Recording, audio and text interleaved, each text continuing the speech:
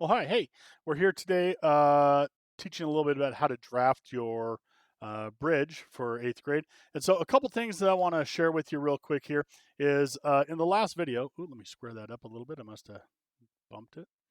In the last video, we kind of talked about laying out your draft. And so what I've done here is I have my border, I have my nameplate. I put each one of these pads or landings, that's the platforms that your bridge are going to sit down on. So I drew them in there. And again, they're going to sit about 10 inches apart. The longest you can make your bridge is 12 inches, and that's what these green lines represent. I put a little mark here and here, which represents the shortest you can make your bridge, which is 11 inches. And so I wanted to make sure I went at least long enough. So I just put little marks there. I measured up 3 inches and put a pink line because that's as tall as my bridge can be. I measured down off the platforms a half inch and drew a pink line because that is as low as I can go down into the valley. So I now know that the side view of my bridge has to fit inside of that box. You'll also notice there's a couple yellow lines here that go up to an orange dot. Let me tell you what that's representing. If you look here at let me see if I can find it here. There you go. That is a picture of a block of wood sitting in our bridge tester. And one thing that you might not notice, if you look where it says 9 3/4 to 10 1/4 at the very bottom, right underneath the 3/4, you'll see a bolt going up. And then if you follow that straight up through the board and out the top of the black, you'll see that bolt continues on.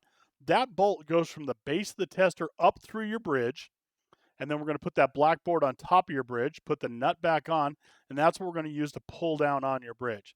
And so what I've done is I have drawn where that bolt is roughly going to be going through the bridge. So, and the reason I drew it on there is I want to make sure that in the top view of my bridge, when I connect the two sides of our bridge together, I have a place to get that bolt through so we can test your bridge. It doesn't make a lot of sense to do all this and not have a place to test it. So I now have this paper all set up. Oh, I also came up here out of the way and I lined up with my maximums, how long my bridge can be.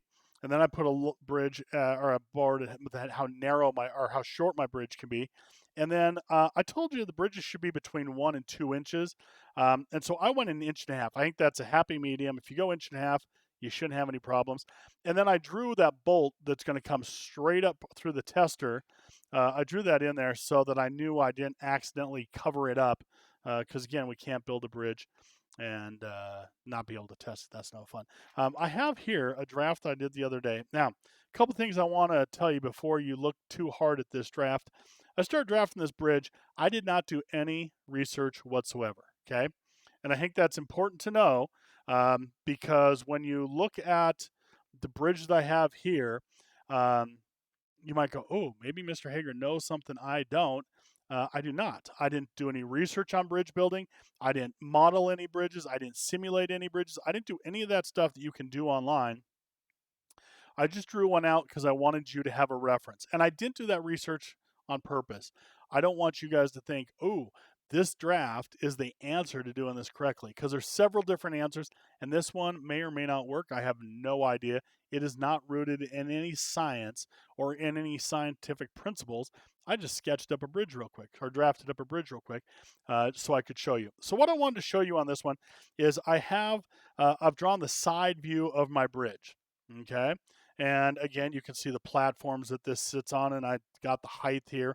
You see a dotted line there that's at 3 inches. So I came down just a little bit below it. I went down a half inch into the valleys, but I drew them all out. And you'll notice each one of the sticks is an eighth inch, which is exactly what your balsa wood is. And so we did that so that you could kind of see how this all works. Now, what I haven't shown you here is on my top view, I need to connect. I'm going to make two of these, two different sides. I'm sorry, two of the same sides, a left and right, and then we're going to stand them upright. One's going to sit here and one's going to sit there, and we got to be able to connect them together, okay? And so we want to make sure we have enough materials to connect the two sides together, either on the bottom or the top of it, but they have to be connected so when we test them, they don't just separate. You might notice up here there's some numbers written down, and what that is, as I drew out my bridge, I kept track of how much lumber I used, because I think you guys have 12 feet in here, if I remember correctly. That's all you get. So you need to budget your material that you have enough to make a left side, a right side, and enough material to connect the two of them together.